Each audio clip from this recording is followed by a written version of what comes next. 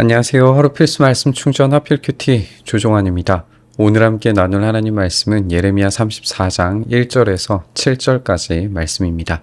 이 말씀은 바벨로니아 왕 느부갓네살이 자기의 모든 군대와 자기의 통치를 받고 있는 땅의 모든 왕국과 모든 백성을 이끌고 예루살렘과 그 주변의 모든 성읍들을 공격하고 있을 때에 주님께서 예레미야에게 하신 말씀이다.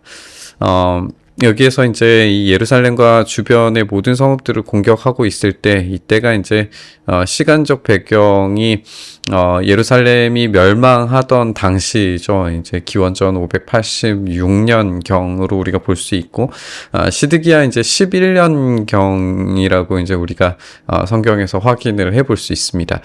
시드기야 왕의 통치 마지막 해가 된 것이고, 이 바벨론의 느부갓네살 왕과 그 모든 군대, 이 통치 아래 모든 땅의 나라와 모든 백성들이 이제 이 예루살렘을 치러 온 것이다, 이렇게 설명을 하고 있는데요. 이제 이때 당시에 이제 세력 구도 자체가 이 바빌로니아와 이제 유다 그리고 이집트, 이렇게 세력이 형성되어져 있다라고 보여져요. 그래서 유다가 이집트와 함께 하려고 하는 이 모든 과정, 하나님께서 이집트의 손을 빌지 말라라고 이야기를 하셨음에도 불구하고 시드기야 왕이 이집트와의 어떤 이제 동맹 관계를 통해서 이 문제를 타개해 보려고 하는 그런 상황에서 이제 바벨로니아가 유다를 침공을 하게 된 것이고, 이제 이 전투가 마지막이 되어서 이제 세력 균형 자체가 완전히 깨지게 되고, 바벨로니아가 그 당시 이제 중동의 패권을 잡게 되는 그런 상황을 맞이하게 됩니다. 이때 이제 하나님께서 이 시드기야에게 말씀을 하시는 것이고, 시드기야를 향한 하나님의 말씀이 하나님의 성품을 잘 보여준다라고 우리가 볼 수 있는데, 그 이야기를 우리가 함께 읽게 될 겁니다. 나 주 이스라엘의 하나님이 말한다. 너는 어서 유다 왕 시드기야에게 가서 나의 말을 전하여라. 나 주가 말한다. 내가 이 도성을 바벨로니아 왕의 손에 넘겨주어서 그가 이 도성에 불을 지르게 하겠다. 그러니까 이제 멸망이 이 코앞에 닥친 거죠. 이 불을 지르게 하겠다. 영광의 도성이 불에 탐으로써 이제 완전히 소멸할 지경에 이르게 된다는 걸 우리가 알 수 있죠.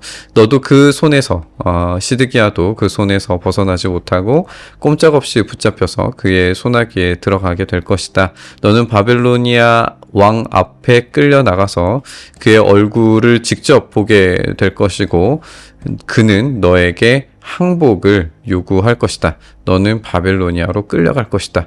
하나님께서 이렇게 말씀하세요. 그리고 이것이 이제 실제로 이루어지게 되죠. 우리가 역대기를 살펴보면 시드기야는 이 자기의 눈앞에서 이제 아들들이 죽고 눈이 뽑히는 그런 끔찍한 형벌을 받게 됩니다. 그래서 눈이 뽑힌 채로 바빌로니아에게 포로로 끌려가게 되는 그런 모습을 우리가 확인을 해볼 수가 있어요.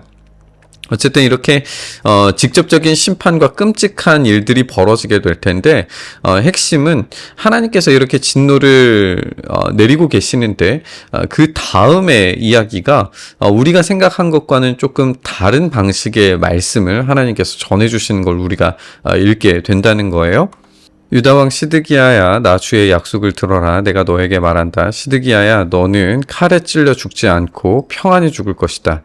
그리고 사람들은 내 조상 곧 너보다 먼저 살았던 선왕들의 죽음을 슬퍼하며 향불을 피웠던 것처럼 내 죽음도 슬퍼하여 향불을 피우며 슬픕니다 임금님 하면서 너를 애도하여 조가를 부를 것이다. 이것은 내가 친히 약속하는 말이다. 나 주가 하는 말이다.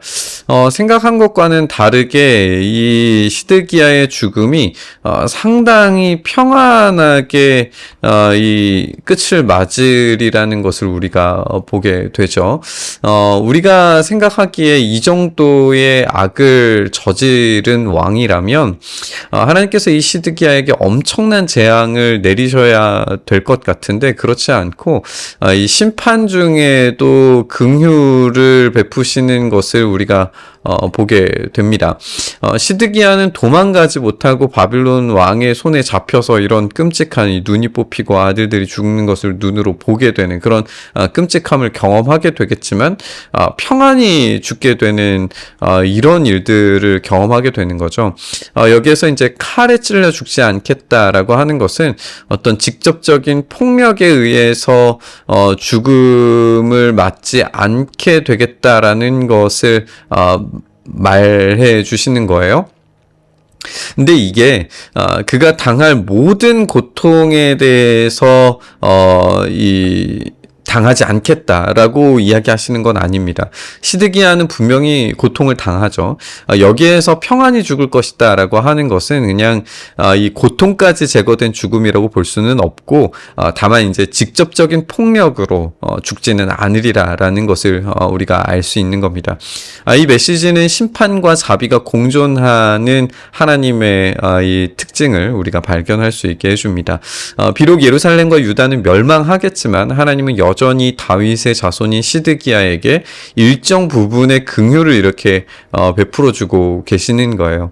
하나님께서 다윗과 맺은 이 언약을 완전히 폐하지 않으셨음을 암시하면서 하나님의 긍휼이 여전히 작동되고 있다라는 사실을 우리에게 보여줍니다. 예언자 예레미야가 예루살렘에서 유다왕 시드기야에게 이 모든 말씀을 전하였다. 그때에 바빌로니아 왕의 군대는 예루살렘과 유다의 남은 성읍들을 공격하고 있었는데 그 당시에 유다의 요새화된 성읍들 가운데서 남은 것이라고는 라기스와 아세가 뿐이었다. 여기서 이 라기스가 굉장히 이제 중요한 도시라고 우리가 볼 수 있을 것 같아요. 아수르가 북이스라엘을 이제 침공하고 이 아수르가 이제 이 유다를 침공하려고 했을 때 이 히스기야 시절이었는데 히스기야 시절에 또 이 라기스가 침공당해서 굉장히 예루살렘이 위기에 빠졌던 적이 있었어요. 이 라기스에 지금도 가면 이제 그런 벽화라든지 이런 것들이 이제 아수르 시대 때 있었던 그런 벽화들이 아직도 남아 있는데 어쨌든 이 라기스가 이제 이 아세가와 이 라기스만 남았다라고 하는 이것 자체가 이제 곧 예루살렘이 공격당할 거다라고 하는 것을 우리에게 보여주고 알려주는 그런 시대적인 배경이라고 볼 수가 있습니다. 이때 당시에 실제적인 그런 위험이 있었다라는 것이 이제 고고학적으로 발견이 됐어요. 이게 이제 라기스 편지라고 하는 건데 이 라기스 편지의 이 내용 뭐 이제 우리가 다 알 수는 없겠지만 아세가의 이 봉화가 올라오지 않는다고 이제 예루살렘에 편지를 보내려고 했던 그런 내용으로 알려져 있고 이렇게 실제적으로 라기스의 이 함락을 통해서 이제 곧 예루살렘이 멸망당하게 될 것이다라고 하는 것을 우리에게 알려주는 그런 고고학적인 자료입니다. 오늘 우리가 읽은 이 구절들은 예언의 말씀이 실제 역사 속에서 어떻게 선포되었는지를 잘 보여주죠. 이 예레미야의 예언은 어떤 추상적인 것이 아니라 당시의 구체적인 어떤 정치, 군사적 상황과 굉장히 밀접하게 연결되어 있었다라는 걸 우리가 이렇게 확인하게 됩니다. 우리가 이제 아까 살펴본 것처럼 라기스의 이제 이런 침공에 대한 기록들, 문화 유적 들이 이제 남아 있는 것을 우리가 확인하게 되는데 이렇게 예루살렘이 곧 멸망하게 되는 이 기원전 586년경의 이야기를 우리가 오늘 아주 생생하게 읽게 됩니다. 이렇게 하나님의 말씀이 역사 속에서 이루어지는 이런 장면들을 우리가 보면 하나님께서 인간의 역사와 동떨어져 계시는 것이 아니라 아주 구체적인 상황 속에서 자신의 뜻을 이루어 가신다는 걸 우리가 알 수가 있습니다. 또한 그 가운데에서 하나님께서 일하실 때에 하나님의 이 심판과 동시에 자비가 어떻게 함께 작용하는지를 우리에게 알려주는 것 같아요. 하나님의 말씀이 역사적 현실 속에서 이제 성취될 때에 이 시드기야에게 아주 무거운 심판이 떨어지고 있지만 그럼에도 불구하고 다윗에게 약속하셨던 그 약속에 신실하신 하나님께서 그 최후의 순간까지 아주 작은 자비일지라도 그 자비를 베풀어 주시는 것을 우리가 보게 되죠.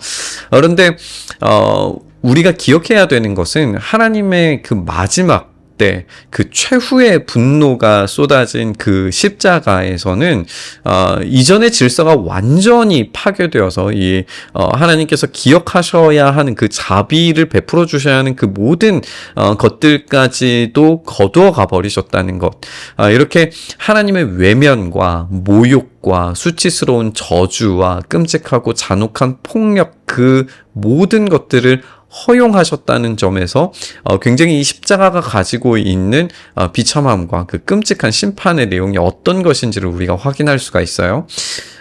그만큼 우리가 당해야 할 원래의 죄과가 무거운 것이라는 거죠. 그 끔찍한 심판이 곧 우리를 향한 하나님의 자비였다라는 겁니다. 왜냐하면 그 심판이 원래 우리에게 떨어져야 하는데 그 심판을 우리가 아니라 그리스도께 온전히 쏟으셨다라는 것이 이제 하나님의 자비인 거죠. 이렇게 하나님은 진노 중에라도 긍휼을 잊지 않으십니다. 결국에 이 온전한 진노를 다 받으신 분께서 가장 존귀한 영광, 이 부활의 첫 열매가 되셨음을 우리가 기쁨과 감사로 고백하지 않을 수 없는 이유입니다. 오늘 우리의 삶이 깊은 좌절과 어려움 가운데 있다 하더라도 우리를 사랑하시는 분으로 말미암아 그 은혜로운 긍휼이 경험될 수 있기를 바랍니다. 그리고 분명히 하나님께서 그 자비를 베풀어 주실 줄 믿습니다. 그 약속을 따라서 그 자비를 우리가 신뢰하면서 우리 묵상의 자리로 나아가시죠.